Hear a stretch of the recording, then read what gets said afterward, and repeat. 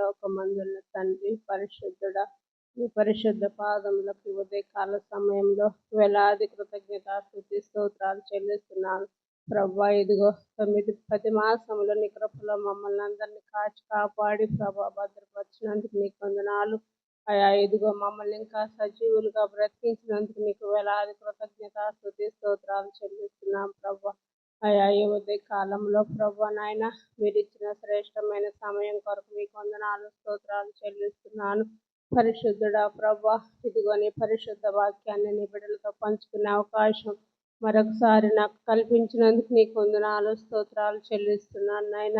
అయా గొప్ప దేవుడు తండ్రి నాయన, నీ మాటలను బిడ్డలతో పంచుకొనిచుండగా కావలసినటువంటి జ్ఞానమును, వివేచన, తెలివిని నాకు అనుగ్రహించమని ప్రార్థిస్తున్నాను ప్రభా. అయా నీ పరిశుద్ధ మాటల ద్వారా మీరు మాతో మాట్లాడమని ప్రార్థిస్తున్నాను. అయా ఏమి చెప్పాలో మీ మాటలు నా నోటిలో ఉంచి ప్రభా మీ నోటి బోరగా నన్ను వాడుకోమని నా తండ్రి కావలసిన బలము శక్తిని మీరు అనుగ్రహించమని ప్రార్థిస్తున్నానయ్యా. ఇదిగో తండ్రి నాయన, మా పాళ్ళని బట్టి కూడా నీకు వందనాలు స్తోత్రాలు నాయన. ప్రతి ఒక్క కుటుంబాన్ని కూడా మీరు దీవించండి, ఆస్వాదించి బలపరచండి. ఏ కుటుంబం ఏ అవసరతలో ఉన్నదో ప్రభా ప్రతి కుటుంబాన్ని మీరు నా తండ్రి నాయన దర్శించమని, నిరాకడ సమయంలో ప్రభా నా తండ్రి ఇంకా సిద్ధంగా లేని ప్రతి ఒక్క బిడ్డను ప్రభా నీ పరిశుద్ధ వాక్యం ద్వారా సిద్ధపరచమని నాయన.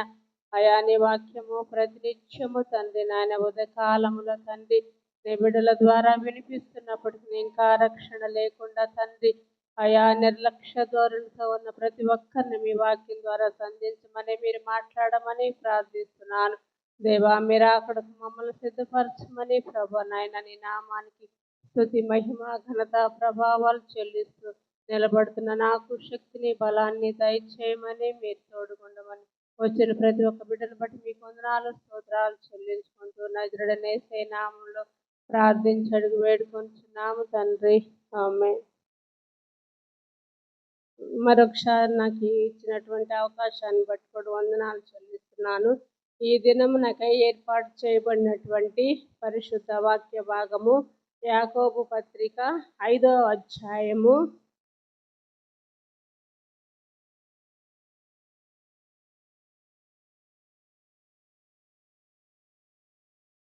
యాకోబు పత్రిక 5వ అధ్యాయము 12వ వచనము నుంచి 18వ వచనం వరకు ఉన్నటువంటి వాక్య భాగము. యాకోబు పత్రిక 5వ అధ్యాయము 12వ వచనం నుంచి 18వ వచనం వరకు ఉన్నటువంటి వాక్య భాగాన్ని చదువుకుందాం. నా సహోదరులారా, ముఖ్యమైన సంగతి ఏదనగా ఆకాశము తోడని గాని భూమి తోడని గాని మరి దేని తోడని గాని ఒట్టు పెట్టుకొనక మీరు తీర్పు పాలు కాకుండునట్లు అవునంటే అవును, కాదంటే కాదు అని ఉండవలెను. మీలో ఎవనికైనాను శ్రమ సంభవించనా అతడు ప్రార్థన చేయవలెను. ఎవనికైనాను సంతోషము కలిగిన అతడు కీర్తనలు పాడవలెను.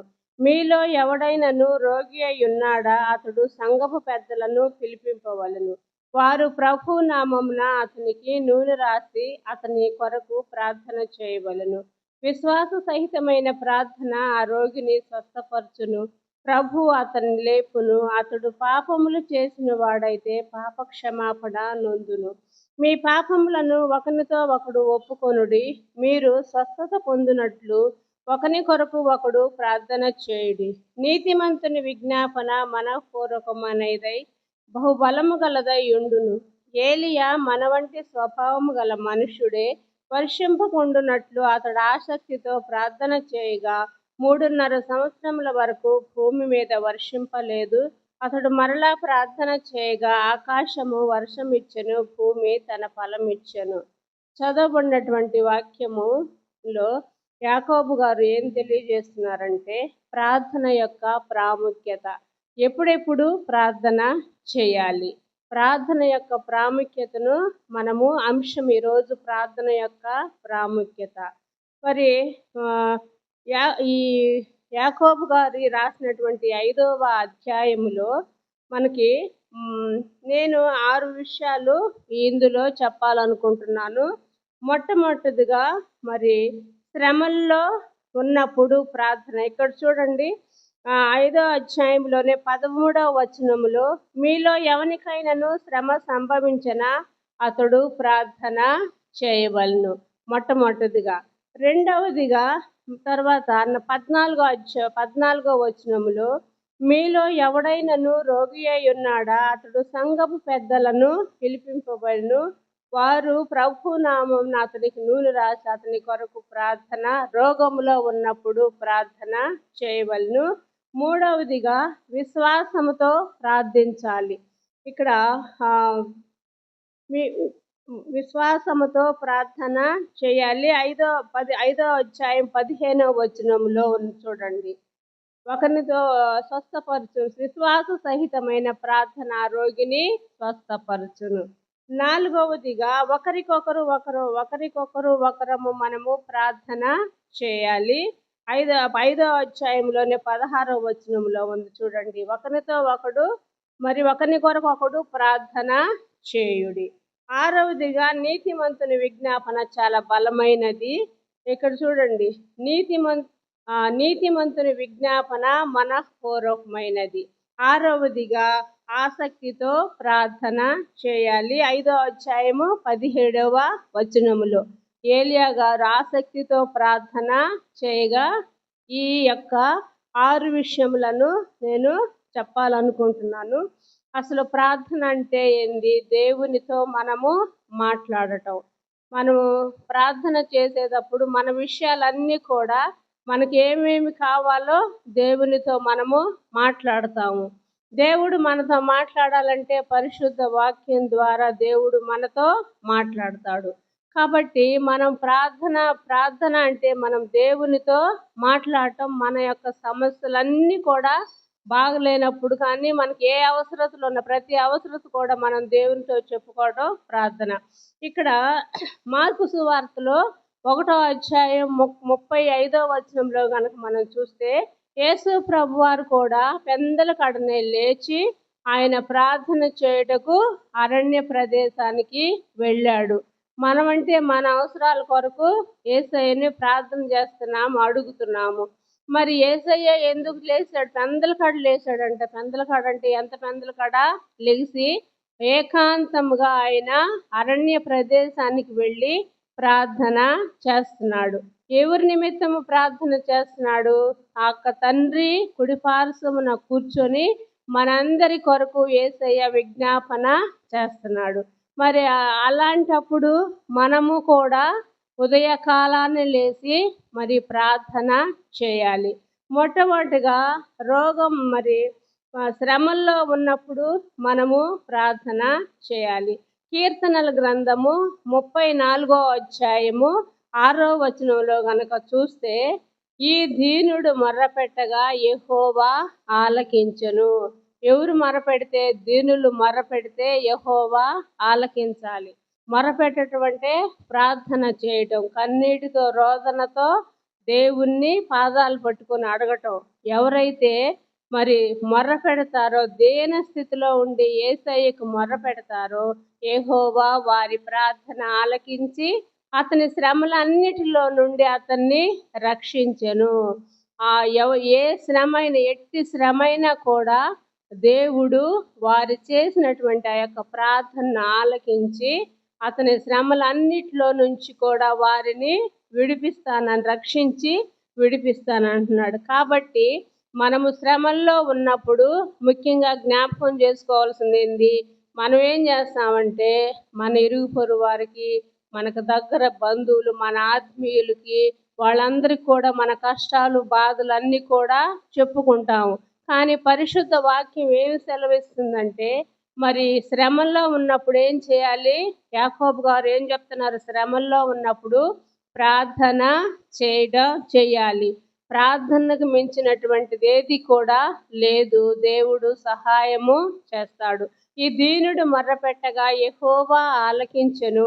అతని శ్రమలన్నిటిలో, ఎన్ని శ్రమలైనా ఏమైనా కానీ ఆ శ్రమలన్నిటిలో నుండి అతన్ని రక్షిస్తున్నాను అంటున్నాడు.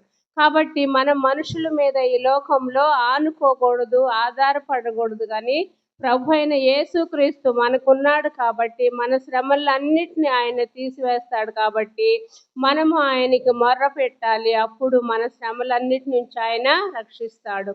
తర్వాత ఈ దావీదు గారి గురించి మనకు తెలిస్తే అడుగడుగున ప్రార్థించేవాడంట యేసు ప్రభు వారికి. అడుగడుగున ప్రతి విషయంలో చేసిన మేళ్ళు కొరకై కృతజ్ఞతాస్తుతులు చెల్లించేవాడు. ఆయన కావలసిన అవసరాల కొరకు కూడా, సహాయం కొరకు కూడా దేవుని అడుగడుగున ప్రార్థన చేయాలి. మనము మోకరించి ప్రార్థన చేయవలసిన అవసరం లేదు, కానీ మనం ఏ పని చేసుకుంటున్నా కూడా దేవుని సహాయాన్ని కోరుకోవచ్చు. మనం ఎప్పుడైనా కానీ ప్రభువా సహాయం చేయమని మనకున్నటువంటి ప్రతి పరిస్థితిని కూడా యేసయ్యతో చెప్పుకోవచ్చు. మరి దావీదు వలె మనం అడుగడుగున ప్రార్థన చేయాలి. ముఖ్యంగా శ్రమల్లో ఉన్నప్పుడు ప్రతి విశ్వాసి కూడా ప్రార్థనలో కనిపెట్టుకోవాలి. మరి మన యొక్క శ్రమల్లో మనకి ఓర్పును సహనాన్ని దేవుడు మనకి నేర్పిస్తాడంట. మనం శ్రమల్లో ఉన్నప్పుడు మనకి ఎలాంటి ఓర్పు కావాలి, ఎలాంటి సహనం కావాలి, ఇవన్నీ కూడా ప్రార్థిస్తే దేవుడు మనకి నేర్పిస్తాడంట. కాబట్టి మనము ప్రార్థనలో కనిపెట్టుకొని యేసయ్య వైపు మనము చూడాలి. తర్వాత మనము ముఖ్యంగా యోబుని కనుక మనం చూస్తే, యోబుకి ఎన్నో శ్రమలు వచ్చినాయి కదా. ఉన్న సమస్తము పోగొట్టుకున్నాడు. తనని ప్రేమించినటువంటి భార్య కూడా ఎందుకు నువ్వు ఆయన్ని దూషించి మరణం కమ్మని, సొంత భార్య కూడా, ఆయన్ని ప్రేమించినటువంటి భార్య కూడా ఆయన్ని నిందించింది. మరి తన స్నేహితులు కూడా యోబుని ఏం చేశారు, ఎందుకయ్యా నువ్వు మరి ఇంకా నీకు అన్ని శ్రమలు వచ్చినాయి, అన్ని బాధలు వచ్చినాయి, నువ్వు ఉన్నటువంటి ఆస్తి మొత్తం పోయింది, నీ బిడ్డలు పోయారు, నీకు సమస్తము పోయింది, నువ్వు నమ్ముకున్న దేవుడే నీకుంటే నీ సహాయం చేయడాన్ని ఆయన్ని నిందించినప్పుడు మరి యోబు ఏమన్నా దేవుణ్ణి విడిచిపెట్టాడా? విడిచిపెట్టలేదు. దేవుణ్ణి నోటితో ఒక్క మాట కూడా ఆయన అనలేదు. యెహోవా ఇచ్చెను, యెహోవా తీసుకొని వెళ్ళను, యెహోవా నామమునకే స్తుతి కలుగును గాక అని దేవుని స్తుతించాడు. కానీ మనమైతే ఏం చెప్తాము, నేనేం అన్యాయం చేశానమ్మా, దేవుడు నా కుటుంబానికి నాకింత ఇది చేశాడని మనము బాధపడతాం. కానీ యేసయ్య ఎప్పుడు కూడా మనల్ని విడిచిపెట్టే దేవుడు కానే కాదు. మనము ఓపికతో సహనముతో కనిపెట్టుకొని యేసయ్య వైపు మనం చూసి ప్రార్థించినప్పుడు కొంచెం ఆలస్యంలో అమృతం ఉంది అని యేసయ్య వాక్యం సెలవిస్తుంది. కాబట్టి మనము శ్రమలు వచ్చినప్పుడు ముఖ్యంగా ప్రార్థించాలి, ఓపికను కలిగి ఉండాలి, సహనాన్ని కూడా కలిగి ఆయన వైపు మనము చూచినప్పుడు దేవుడు మనకి రెట్టింపు ఆశీర్వాదాలు ఇస్తాడు. కాబట్టి శ్రమల నుండి యోబు దేవుణ్ణి విడిపించే వరకు, ఆయన్ని దేవుడు విడిపించే వరకు కూడా దేవుణ్ణి విడిచిపెట్టలేదు. శ్రమల్లో ఉండి ఆయన ప్రార్థన మాత్రమే చేసి దేవుని స్తుతించినాడు. కాబట్టి మనము కూడా మన వాక్యం వింటున్నప్పుడు దాన్ని మనం పాటించాలి, అవలంబించాలి. విని వెళ్ళి మన ఇష్టానుసారంగా మనం ఉండే వాళ్ళంగా ఉండకూడదు. ఎందుకంటే దేవుడు మాట ఇచ్చాడంటే నెరవేర్చే దేవుడు, ఆయన మాట తప్పని దేవుడు. కాబట్టి ఆయన వైపు మనకు శ్రమలు వచ్చినప్పుడు ఆయన వైపు మాత్రమే మనము చూడాలి. యోబుని మనము జ్ఞాపకము చేసుకోవాలి. మరి శ్రమల నుండి మనకి విడుదల మరి కావాలంటే ఎఫెసీ పత్రిక 6వ అధ్యాయము 18వ వచనం గనక చూస్తే, ఎఫెసీ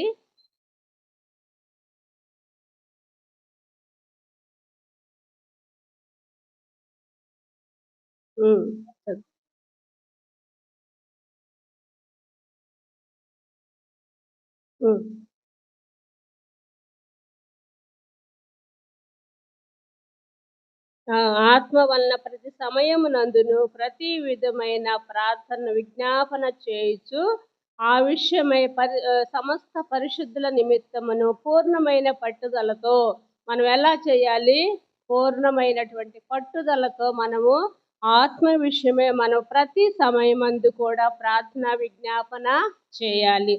శ్రమ నుండి మరి విడుదలకు, మరి శ్రమల్ని మనం తట్టుకునే శక్తిని కూడా ఈవా ప్రభువా అని ప్రభుని మనము వేడుకొనాలి. అప్పుడు దేవుడు మనకి ఇస్తాడు. మనం ఎడతెగకుండా ఎప్పుడూ ప్రార్థన చేయాలి. ఆది సంఘంలో కూడా వాళ్ళేం చేశారు? ప్రార్థన చేశారు. వాళ్ళు రొట్టె విరుచుట యందు, దేవుని సహవాసమందు, ప్రార్థన చేయుట యందు ఆది సంఘం ఎలా ఉన్నారు? ఎడతెగకుండా ప్రార్థన చేశారంట.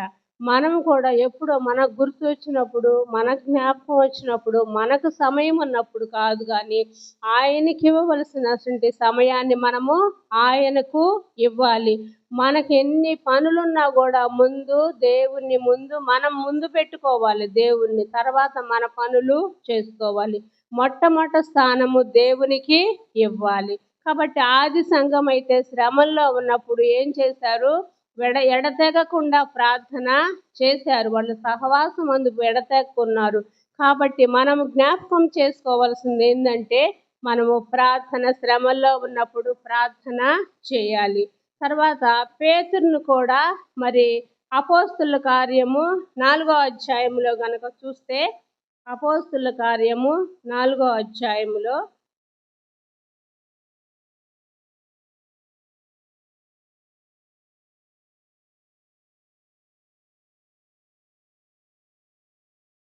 అపోస్తుల కార్యం 4వ అధ్యాయము 2వ వచనం 3వ వచనంలో గనక చూస్తే ఇక్కడ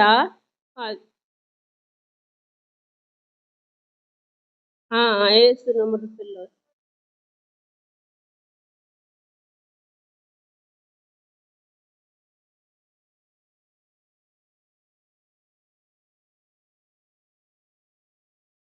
కాబట్టి ఇక్కడ యోహాను పేతురుని ఏం చేశారంటే వాళ్ళు కొట్టి చెరసాల్లో వేసినప్పుడు ఆ సంఘం అయితే ఆ పేతురు కొరకు అత్యాసక్తితో ప్రార్థన చేశారు. కాబట్టి మనకు శ్రమ దినమున మనం కృంగిపోకూడదు. వాక్యం కూడా ఏం చెప్తుంది? శ్రమ దినమున నువ్వు కృంగిని ఎడల చేతగాని వాడవు అవుతావు. కాబట్టి శ్రమలు వచ్చినప్పుడు మనం కృంగకూడదు. యేసయ్య వైపు మనము చూడాలి. కాబట్టి మరి మనకి అగ్ని వంటి మహాశ్రమలు వచ్చినప్పుడు కూడా మనం మనుషుల వైపు, ఈ లోకం వైపు చూడాలి. కానీ మనం జ్ఞాపకం చేసుకోవాల్సింది ఏంటంటే, మన ప్రభు వైపే మనము చూడాలి. రెండవదిగా రోగంలో ఉన్నప్పుడు ప్రార్థన చేయాలి. మన సంఘములో, మన ఇంటి ప్రక్కన, మన బంధువులు, తెలిసిన వాళ్ళు ఎవరైనా సరే రోగముతో మరియు రోగంతో బాధలతో ఉన్నప్పుడు, అలా కాకపోయినా మరి హాస్పిటల్లో మరి ప్రతి మరణ పడకలో ఉన్న వాళ్ళ కొరకు మనము ప్రతినిత్యము ప్రార్థన చేయాలి. ఎవరైతే రోగంతో ఉన్నారో వాళ్ళందరి కొరకు, రోగంతో ఉన్న వాళ్ళందరి కొరకు కూడా మనము ప్రార్థన చేయాలి. ప్రభు ఏం చేస్తాడు? నా మాటలో స్వస్తుంది, నా ఉమ్మిలో స్వస్తుంది, నా వస్త్రపు చెంగులో స్వస్తుంది, నా స్పర్శలో స్వస్తుంది అని ప్రభు చెప్తున్నాడు. కాబట్టి మనం ఎవరైతే రోగంతో ఉన్నారో వారి కొరకు మనం ప్రార్థన చేసినప్పుడు ప్రభు వాళ్ళని తాకి స్వస్థపరుస్తాడు. కాబట్టి మరి మనం యోహాను సువార్త 9వ అధ్యాయంలో కనుక మనం చూస్తే, గుడ్డివాడిని యేసయ్య స్వస్థపరుస్తాడు. యేసయ్య స్వస్థపరిచినప్పుడు మరి అక్కడుండే శాస్త్రులు, పరిసయ్యులు అందరూ కూడా యేసయ్యను మరి వాళ్ళ తల్లిదండ్రులను అడుగుతారు, వీడు ఎలా చూపును పొందాడు అంటే, యేసయ్య యేసయ్య తాకాడు, మరి ఆ తాకినప్పుడు స్వస్థపరచబడ్డాడని చెప్పినప్పుడు వాళ్ళు ఏం చేస్తారంటే, వాళ్ళు చెప్పరు ఆ మాట యేసయ్య స్వస్థపరిచాడని. ఆ స్వస్థత పొందిన వాడిని అడగమన్నప్పుడు ఆయన ఏం చేస్తాడు? ఆయన నా కళ్ళ మీద చేతులు ఉంచినప్పుడు నన్ను చూపును పొందానని చెప్తాడు. కాబట్టి కొన్ని క్రియలు యేసయ్యను మహింపరచడానికి కూడా మరి జరుగుతూ ఉంటాయి. కాబట్టి ఆ గుడ్డివాడిని కూడా యేసయ్య స్వస్థపరిచాడు తాకి. కాబట్టి ఇక్కడ ప్రభు తన చిత్తమైతే ఎవరినైనా కూడా ఆయన స్వస్థపరిచేటువంటి దేవుడు. ఆయన చేతిలో స్వస్థత వరాలు ఉన్నాయి. కాబట్టి రోగ సమయంలో ఎవరైనా సరే రోగంతో ఉన్నప్పుడు మనం ఏం చేయాలి? తప్పకుండా ప్రార్థన చేయాలి. ఇక్కడ యెషయా గ్రంథము 38వ అధ్యాయము, యెషయా గ్రంథము 38వ అధ్యాయము 1వ వచనం నుంచి 6వ వచనం వరకు ఉన్నటువంటి వాక్య భాగాన్ని చూస్తే, 38వ అధ్యాయము, ఆ దినము హిజ్కియాకు మరణకరమైన రోగం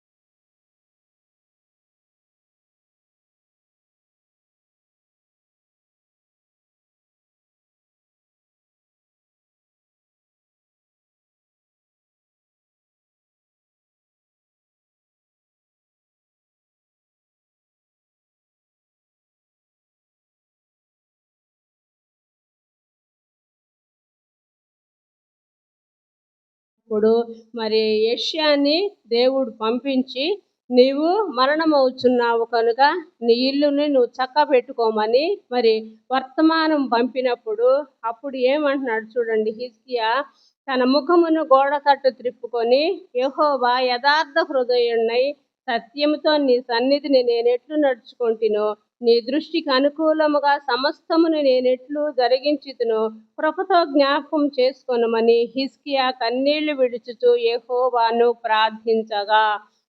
ఎట్లా ప్రార్థించాడు? కన్నీళ్లు. ప్రవ్వా, నా పరిస్థితి నీకు తెలుసు, నేను ఎలా సత్యం యథార్థవంతుడుగా నీ సన్నిధిలో నడుచుకున్నానో నీకు తెలుసు. కాబట్టి నేను మరణకరమైన స్థితిలో ఉన్నానని నువ్వు తెలియపరుస్తున్నావు నాకు. కాబట్టి మరి అన్నిటినీ నన్ను జ్ఞాపకం చేసుకొని సమస్తము నేను నీకు ఎలా జరిగించానో నన్ను ఒక్కసారి జ్ఞాపకం చేసుకో ప్రభు అని కన్నీళ్లు విడుచుతూ యెహోవాను ప్రార్థించగా, యెహోవా ప్రత్యక్షమై ఏం చెప్పాడంటే, నీకు ఆయుష్ కాలాన్ని 15 సంవత్సరాలు హెచ్చిస్తున్నాను. కాబట్టి మరి నువ్వు కన్నీళ్లు విడుచుట నేను చూశాను, నీ ప్రార్థన నేను ఆలకించాను. కాబట్టి ఈ పట్టణాన్ని నేను కాపాడుచున్నాను అని చెప్పి హిజ్కియాకు దేవుడు సెలవిస్తున్నాడు. ఏ విధంగా మరణ పడకలో ఉన్నాడు, ఆయనకి దేవుడు ఆయన చేసిన ప్రార్థనను ఆలకించి ఆయనకు 15 సంవత్సరాల ఆయుష్ కాలాన్ని పొడిగించాడు.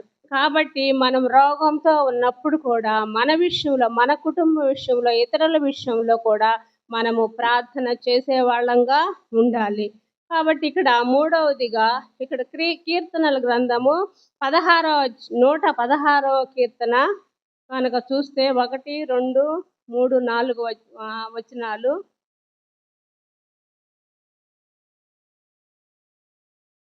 యెహోవా నా మరణు నా విన్నపములను ఆలకించి ఉన్నాడు, కాగా నేను ఆయన్ను ప్రేమించుచున్నాడు. యెహోవా ఏం చేస్తున్నాడు?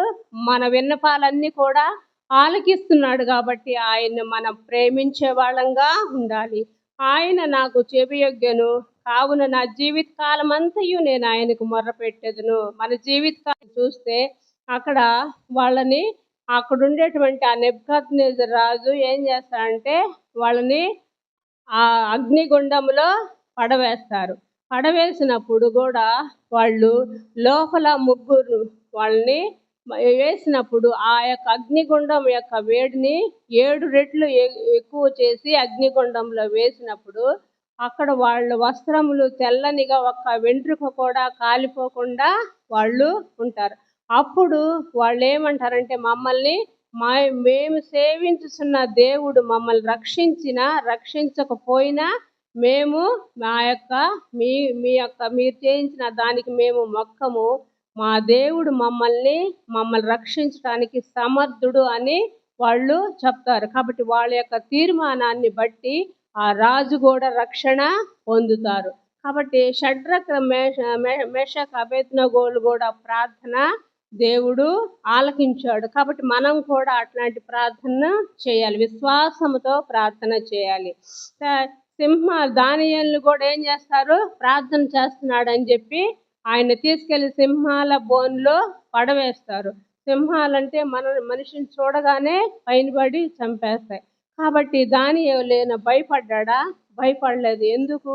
దేవుణ్ణి నమ్ముకున్నాడు కాబట్టి. విశ్వాసము, దేవుడు నన్ను కాపాడతాడు, నన్ను రక్షిస్తాడు, నా పక్కనే ఉంటాడు అనేటువంటి విశ్వాసము, నమ్మకము మరి దానియేలు కలిగి ఉన్నాడు. కాబట్టి సింహాల బోనులో వేస్తానన్నా కూడా ఆయన ముమ్మారు యెరూషలేము దేవాలయం వైపు తిరిగి దేవునికి ప్రార్థన చేసి రాజు చేసిన తీర్మానాన్ని కూడా ధిక్కరించాడు. ఎందుకంటే మన దేవుడు మనల్ని అన్ని విషయాల్లో తప్పించగల దేవుడు అని ఆయనకు గట్టి విశ్వాసము, నమ్మకము. మనము కూడా అట్టి విశ్వాసాన్ని కలిగి ఉండాలి. కాబట్టి దానియేలు సింహాన బోన్లో వేసినా కూడా ఆయన విశ్వాసముతో ప్రార్థన చేసినాడు. మనం ప్రార్థన చేస్తున్నామంటే మన బైబిల్లో ఉన్నటువంటి వారిని మనం జ్ఞాపకం చేసుకోవాలి, దేవుని వాక్యాల్ని మనము జ్ఞాపకం చేసుకోవాలి.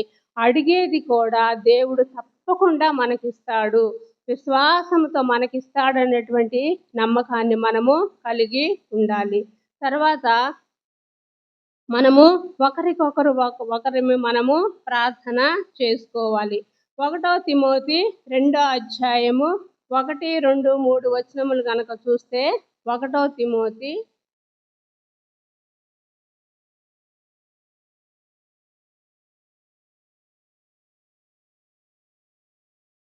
2వ అధ్యాయము 1, 2, 3 వచనములు. మనము సంపూర్ణ భక్తియు మాన్యతయు కలిగి నెమ్మదిగాను సుఖముగాను బ్రతుకు నిమిత్తము అన్నిటికంటే ముఖ్యముగా మనుషులందరి కొరకును రాజుల కొరకును అధికారులందరి కొరకును విజ్ఞాపనలను ప్రార్థనలను యాచనలను కృతజ్ఞతాస్తుతులు చేయవలనని హెచ్చరించుచున్నాను. మనం అందరికి ఒకరి కొరకు ఒకరు మనము ప్రార్థన చేయాలి. ఇక్కడ ఏం చెప్తున్నాడు? మనం సంపూర్ణ భక్తి కలిగి ఉండాలి. నెమ్మదిగా సుఖముగా మనం బ్రతకాలంటే అన్నిటికంటే ముఖ్యంగా మనుషులందరి కొరకు ప్రార్థన చేయాలి. మనం ఏం చేస్తాము? ప్రభువా, నా నా నా కుటుంబంలో ఏ అవసరం ఉంది తీర్చయ్యా, మరి నాకు ఆర్థిక సమస్యలు ఉన్నాయి, నాకు అనారోగ్యం ఉందని మనకున్న వ్యక్తిగత సమస్యలనే ప్రార్థన చేస్తాము. కానీ ఈ పరిశుద్ధ దేవుని వాక్యం ఏం చేస్తుంది? మనము నెమ్మదిగా సుఖముగా బ్రతకాలంటే ఏమంటున్నాడు? అన్నిటికంటే ముఖ్యంగా మనుషులందరి కొరకు, ఎవరైతే మనకు తెలిసి అక్కరలో ఉన్నారో, అవసరతలో ఉన్నారో, ఇబ్బందుల్లో ఉన్నారో, ఇరుకులో ఉన్నారో, మరి కొన్ని కుటుంబాలైతే మరణమై కొంతమంది ఉంటారు. కాబట్టి అట్టి కుటుంబాలు మనుషులందరి కొరకు ప్రార్థన చేయమంటున్నారు. రాజుల కొరకు అధికారులందరి కొరకును విజ్ఞాపనల కొరకును మనము ఎల్లప్పుడూ ప్రార్థన కృతజ్ఞతాస్తుతులు చెల్లించాలి. మన అధికారుల కొరకు మనం ప్రార్థన చేస్తే మనకు అనుకూలమైన పరిపాలన కూడా ఉంటుంది. కాబట్టి మన ప్రార్థనలో మనం ఒకరికొకరు మనము ప్రార్థన చేసుకోవాలి. మరి ఎల్లప్పుడు కూడా దేవునికి మనం ఏం చేస్తాము? ప్రార్థన మన అవసరాల కొరకే చేస్తాము. మనం ఏం చేయాలి? మనకు చేసిన మేళ్ళు కొరకు కూడా దేవునికి కృతజ్ఞతాస్తుతులు చెల్లించాలి. మనకు చేసిన మేళ్ళు మనం మర్చిపోయి మనకు కావలసిన అవసరాల కొరకే దేవుణ్ణి ప్రార్థన చేస్తూ ఉంటాము. ఇక్కడ వాక్యం ఏం చేస్తుంది? మనము నెమ్మదిగా సుఖముగా బ్రతికి జీవించాలంటే అందరి కొరకు ప్రార్థన చేయమంటున్నారు. దేవునికి కృతజ్ఞతాస్తుతులు కూడా చెల్లించమని దేవుని వాక్యము సెలవిస్తుంది. తర్వాత మరి 5వదిగా నీతిమంతుల ప్రార్థన బహుబలమైనది. కీర్తనల గ్రంథము 34వ అధ్యాయము 17వ వచనంలో గనక చూస్తే, కీర్తనలు 34:17 గనక చూస్తే,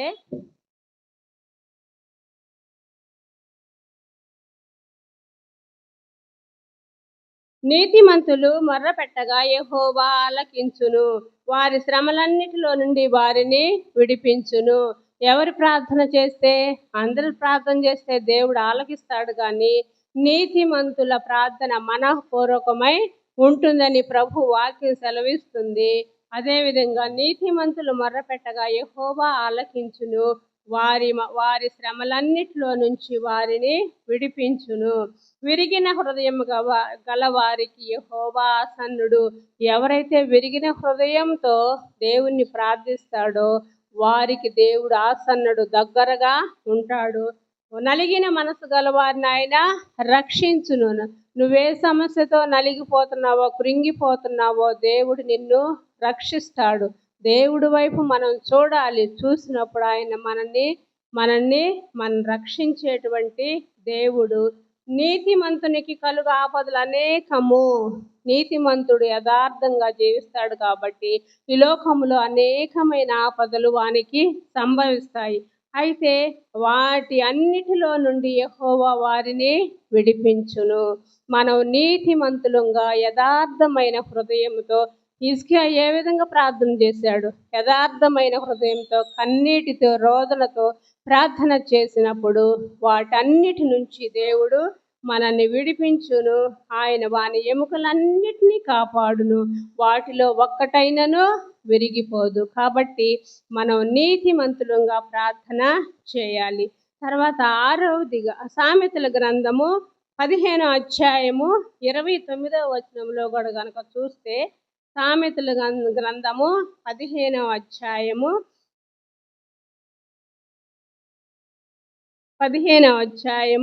29వ వచనం గనక చూస్తే, భక్తిహీనులకు యెహోవా దూరస్తుడు. ఎవరైతే భక్తిహీనులంగా మరి వేషధారుల వలె నటిస్తూ ఉంటున్నారో వారికి దూరస్తుడు యెహోవా. నీతిమంతుల ప్రార్థన ఆయన అంగీకరించును. ఎవరైతే యథార్థ హృదయంతో నీతిమంతులుగా ప్రార్థన చేస్తాడో వారి మొర ఆయన ఆలకిస్తానని చెప్తున్నాడు. కాబట్టి నీతిమంతుల ప్రార్థన ఆయన ఆలకిస్తాడు. కాబట్టి మనము మరి ప్రతి విషయంలో దేవునికి ప్రార్థన చేయాలి.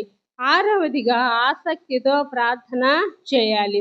మరి పేతురు గురించి ఇందాక జ్ఞాపకం చేస్తే, పేతురుని ఏం చేశారంటే బాగా కొట్టి చెరసాల్లో వేసినప్పుడు ఆ సంఘం అయితే అందరూ అత్యాసక్తితో ప్రార్థన చేస్తారు. అప్పుడు దేవుడు ఆ సంఘం యొక్క ప్రార్థన విని మరి అపోస్తుల కార్యం 12వ అధ్యాయం ఒకసారి తీయండి. అపోస్తుల కార్యము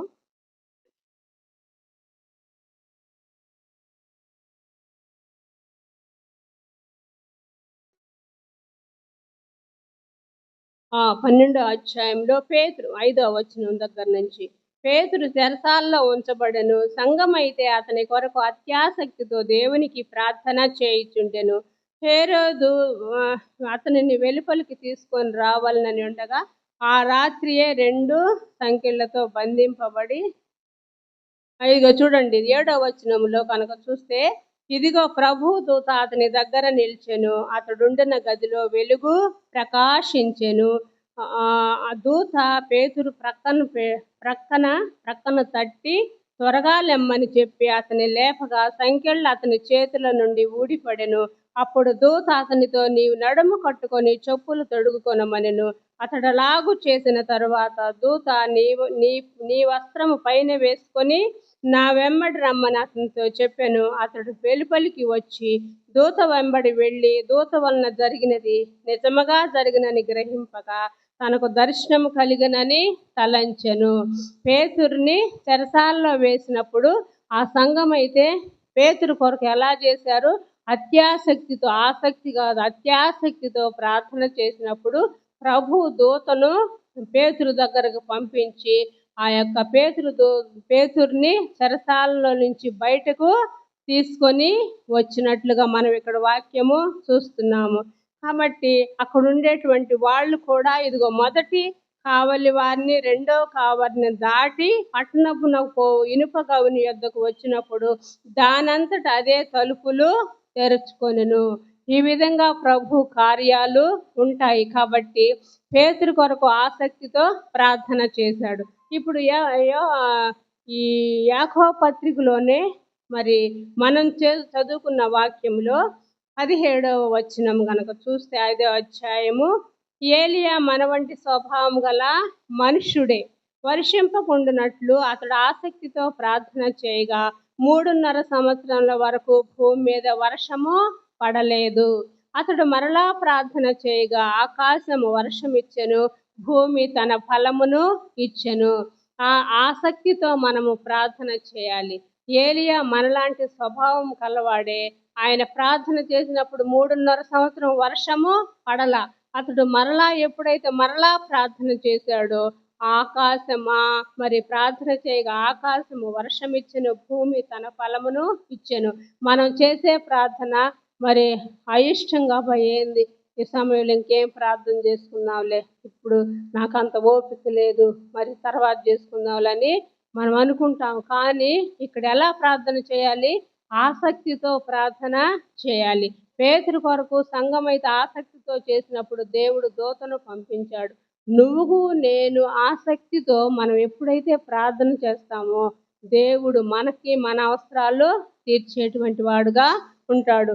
కాబట్టి మనము మరి ప్రార్థన చేయటం అంటే దేవునితో ముఖాముఖిగా మాట్లాడటము. మనం మరి శ్రమల్లో ఉన్నప్పుడు మనకు ప్రార్థన అవసరము, ప్రార్థన చేయాలి.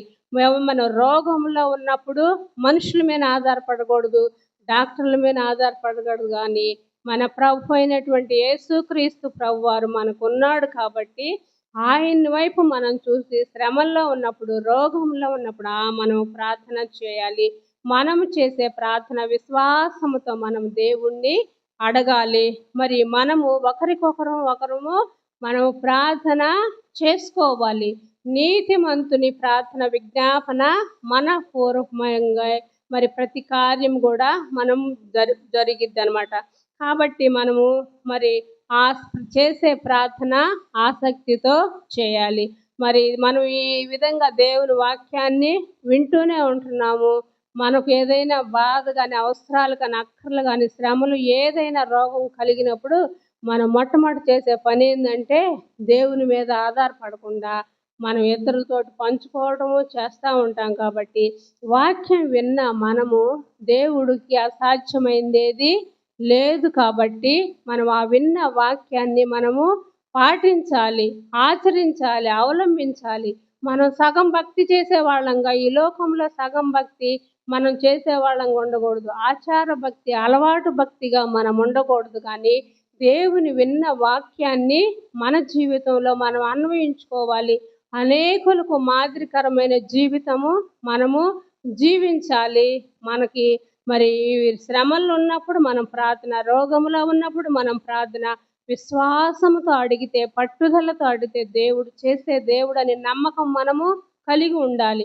మనలో ఉన్న అపనమ్మకాన్ని, అల్ప విశ్వాసాన్ని మనం తీసివేసుకొని విశ్వాసంతో మనం ఏదైతే దేవుణ్ణి అడుగుతామో తప్పకుండా దేవుడు మనకి ఇస్తాడు. కాబట్టి మనం ఒకరికొకరు ప్రార్థన చేసుకొని మనం నీతిమంతులంగా దేవుణ్ణి అడిగి ఆసక్తితో అడిగినప్పుడు ప్రతిదీ కూడా మనకి యేసయ్య చేస్తాడు. కాబట్టి మనమందరం కూడా దేవుని వైపు చూద్దాం. ఈ యొక్క వాక్యాన్ని దేవుడు దీవించును గాక. చిన్న ప్రార్థన చేసుకుందాం. మహాపరిశుద్ధుడును ప్రేమ నమ్మకమైన మా ప్రియ పరలోకమందున్న తండ్రి, ఇదిగో తండ్రి ఉదయకాలమున మీరిచ్చిన శ్రేష్టమైన సమయాన్ని బట్టి మీకు వందనాలు, స్తోత్రాలు చెల్లిస్తున్నాం తండ్రి. మా ప్రియులు ఎంతో మంది సమయాన్ని చూడలేక గతించిపోయినారయ్యా. మేమైతే ఏ పాటి వారము తండ్రి, నీ కృపను బట్టి క్షణ క్షణం మేము ఈ లోకంలో జీవిస్తున్నామయ్యా. మంచి వాక్యము ద్వారా మీరు మాతో ఉదయకాలమున మాట్లాడారు ప్రభా. మాకు కలిగినటువంటి శ్రమల్లో, మాకు వచ్చినటువంటి రోగాల్లో, ఇబ్బందుల్లో ప్రభా నీ వైపు చూడాలి. మేమందరము విశ్వాసంతో నీ సన్నిధిలో ప్రార్థించాలి. మాలో ఉన్న అపనమ్మకాన్ని తీసివేసుకోవాలి. మాకు కలిగినటువంటి ప్రతి విషయంలో మేము ఒకరికొకరికి ప్రార్థన చేసుకోవాలి. మేము ఆసక్తితో, విశ్వాసంతో నీ సన్నిధి నీ వైపు కనిపెట్టుకొని చూసినప్పుడు మా మొర ఆలకించే దేవుడువు, మా శ్రమలన్నిటినీ విడిపించే దేవుడు అని మేము మంచి వాక్యాన్ని మీరు మాకు ఇచ్చారు. మీ ప్రియ బిడ్డలు బట్టి కూడా మీకు వందనాలయ్యా. విన్న వాక్యాన్ని మేము ఆచరించి, అవలంబించి, పాటించే వారంగా ఈ లోకంలో ఉండాలి. ప్రభువా, మాలో ఉన్న ప్రతి అపనమ్మకాన్ని తీసివేయమని ప్రార్థిస్తున్నాను. నీ వైపు చూచుట మాకు నేర్పించమని ప్రార్థిస్తున్నాను తండ్రి. ఇదిగో చేరి వచ్చిన ప్రతి ఒక్క బిడ్డను బట్టి మీకు వందనాలు, స్తోత్రాలు చెల్లిస్తున్నాం. ప్రతి ఒక్కరిని ప్రభా, వారికి ఏ అవసరతలు ఉన్నాయో, అక్కర్లు ఉన్నాయో తీర్చగల దేవుడు అయినందుకు నీకు స్తోత్రాలు. వారిని ప్రభా, ఎవరైతే ఏ బలహీనతలో ఉన్నారో తండ్రి అయ్యా ప్రభా, మీరు ముట్టి స్వస్థపరచండి. వారికి సంపూర్ణ ఆరోగ్యము, స్వస్థత మీరు అనుగ్రహించండి తండ్రి. అయా ఇదిగో తండ్రి నాయన, మా యొక్క పాళాన్ని బట్టుకొని నీకు వందనాలు, స్తోత్రాలు. ఇదిగో ప్రతినిత్యము నీ సువార్త విస్తరింపబడుతుంది. అయా విని లోబడిన వారు, అయా నీకు నా తండ్రి నాయన నీ వైపు చూచిన వారు నీ పరలోక రాజ్యంలో చేరతారన్నావు. ఇంకా నమ్మకుండా, రక్షణ లేకుండా నీ వాక్యాన్ని నిర్లక్ష్యంగా చూసేవాళ్ళు ఎంతమంది ఉన్నారో ప్రభా, దయచేసి క్షమించండి. అయా ప్రతి బిడ్డను నాయన నీ యొక్క రాకడకు సిద్ధపాటు చేయమని ప్రార్థిస్తున్నాను దేవా. ఇదిగో నాయన నా తండ్రి, గొప్ప దేవుడు, ప్రతి కుటుంబాన్ని కూడా మీరు దర్శించండి అయ్యా. ఇంకా విశ్వాసములో వెనుకబడి ఉన్న ప్రతి కుటుంబాన్ని తండ్రి మీరు ముందుకు నడిపించమని, ఈ యొక్క కార్యక్రమాలు నడిపిస్తున్న ఈ శివయ్య యవన బిడ్డలందరినీ కొరకు ప్రార్థిస్తున్నాను. ప్రతి ఒక్క బిడ్డకు మీరు తోడోయండి, కృప చూపమని ప్రార్థిస్తున్నాను దేవా. నాకు ఇచ్చిన అవకాశాన్ని బట్టి నీకు వందనాలు, స్తోత్రాలు చెల్లించుకుంటూ అయా నీ నామమునకే మహిమ, ఘనత, ప్రభావాలు చెల్లించుకుంటూ చెప్పబడిన వాక్యము మాలో నీరు కట్టి ఫలింపచేసి అభివృద్ధి పరచమని నీ నామానికి స్తుతి మహిమ ఘనత ప్రభావాలు ఆరోపించుకుంటూ నజరుడనేసే శక్తి కలిగిన శ్రేష్టమైన ఉన్నతమైన నామంలో నీ పాదములను బట్టి అడిగి వేడుకొని ప్రార్థించుచున్నాము తండ్రి. ఆమేన్.